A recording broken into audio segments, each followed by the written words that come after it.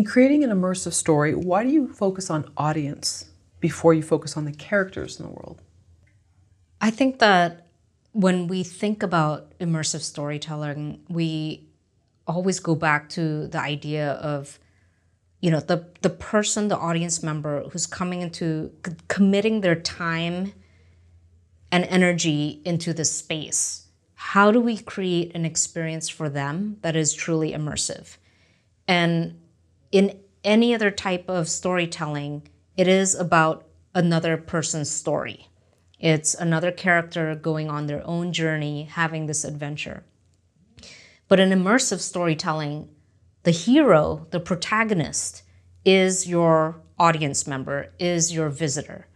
They're the ones who want to commit this time to going on a journey that is for them, that is unique to them, that's personal to them, perhaps. And so when we think about creating an immersive storytelling world or experience, it is a multi-dimensional video game come to life. This player, if you will, is going into this experience and into this world to do something, to experience something. And so we create a story and a narrative and a world around them. And they are the first person perspective of looking around, a space, an environment, and a world. We see it through their eyes. And so, when I think about any type of experience that I build, I always think that I am guest zero. I want to create a world and a story where I am the visitor that is experiencing this for the first time. And how do I really put myself in their shoes and see things through their eyes and experience things through the way that they would experience it? Because when we have the first guest, the first visitor who comes in, they should be aligned with, the experience that I and the team have created in order to create something that is truly, truly compelling and engaging.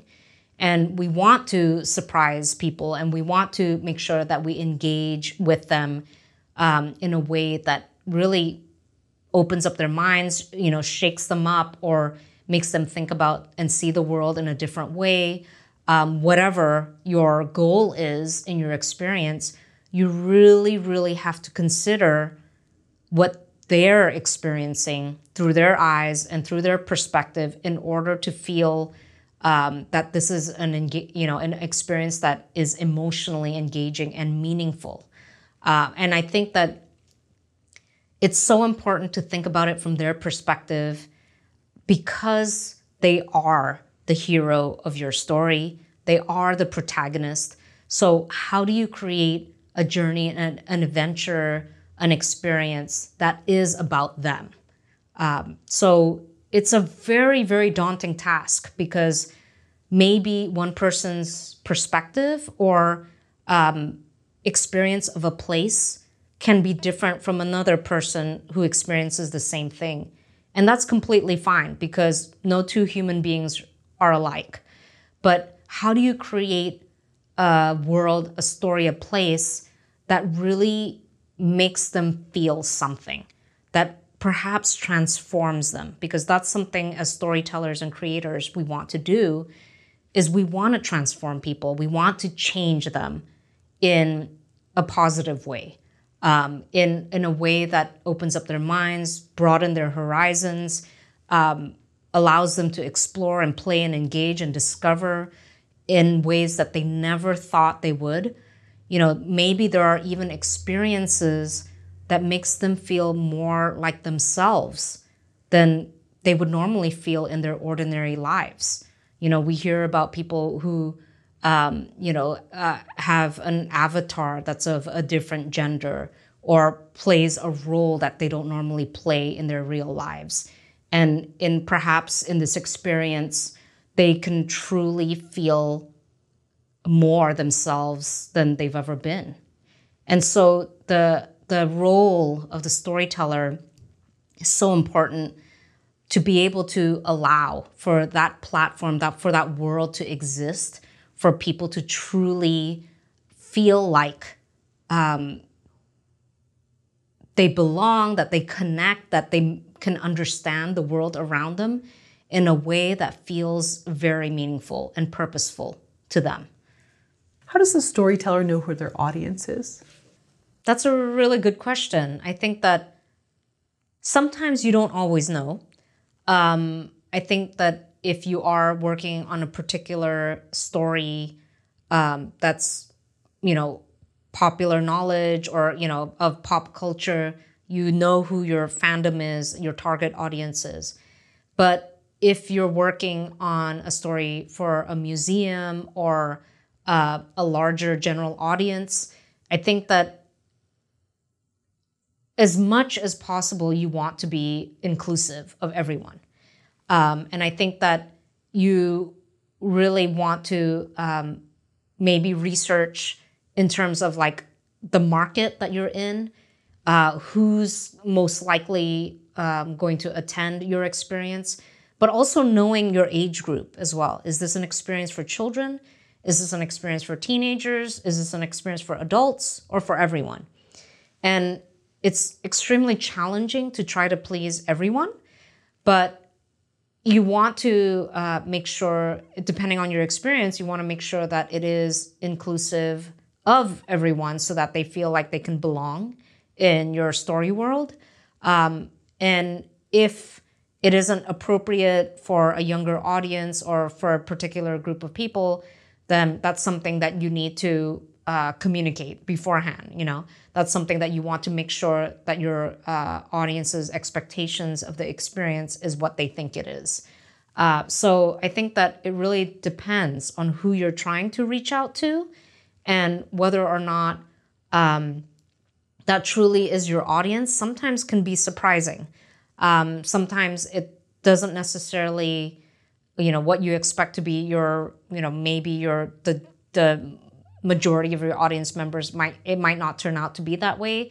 And you're going to be more appealing for the younger audience or whoever it is, right? Like, I think that it depends on your experience for sure. And the audience will surprise you. Sometimes you think they're going to love one thing, and it turns out they actually hate it, or they love something that you never even considered. Yeah. And a lot of the times in this industry, you make changes, you adapt, right? If something doesn't work out, if something isn't, built to the expectation of the audience, how can you improve upon it? And how can you change it? How can you make some amends so that it is something that they were hoping to experience, something that is more compelling? And I think when you think about designing your experience, you want to keep in mind that that you should be flexible in that. You should think about how, if you needed to make a change, it's not going to be so time-consuming or costly to your project. Can you find ways in which it can be classic and evergreen? Are there ways that it could be an easy way for you to switch out, a character or an element of a story, whatever it is, so that it always feels relevant and current, and something that is always new, that feels new to people. So it really depends, I think, on the subject matter and also, what you're trying to accomplish in the first place, like really understanding what the goal of that experience is and, knowing who your audience is. Who are streakers, strollers, and students? Oh, okay. So this is a term that was coined a few decades ago by a museum educator. And especially in the museum industry, there's the streakers, the strollers, the students, or also sometimes called the streakers, the strollers, the scholars.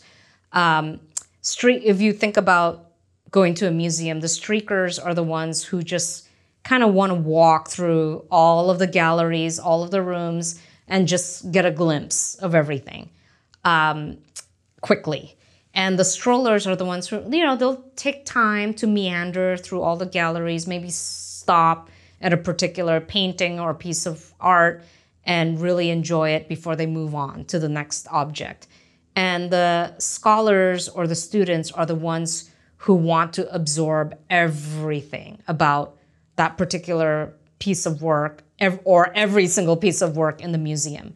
So as a museum designer or an experience creator, you want to think about all of those different levels of engagement, if you will, and how do you create an experience that is appealing to all of them.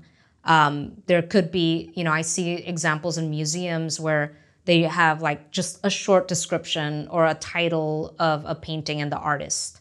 And if you want to read further, you can. There's more information. And if you want to dive even deeper, maybe you'll listen to a podcast or the audio tour, or you go on one of the tours with one of the guides, right?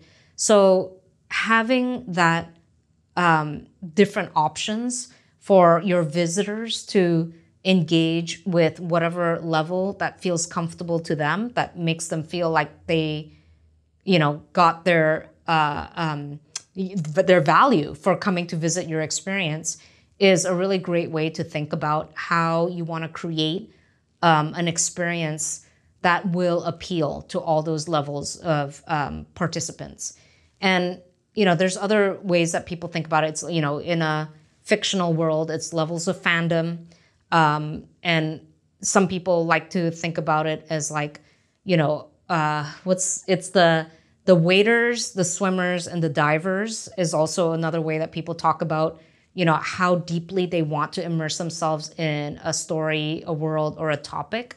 And so it's really good to keep that in the back of your mind when you're creating a place, because if it is an experience that's designed for young children, let's say, then maybe it is more about the very, the streakers or the waders, right? They just want to get a sense of everything, just a little bit of here and there, and they're not going to be reading every single plaque on the wall or anything like that.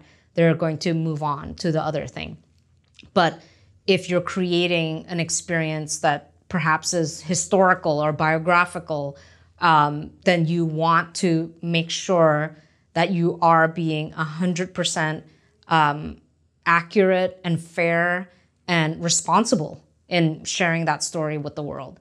So it's an extremely big responsibility as a creator and a storyteller to think about all those different levels of engagement and how they can participate in your story and your world.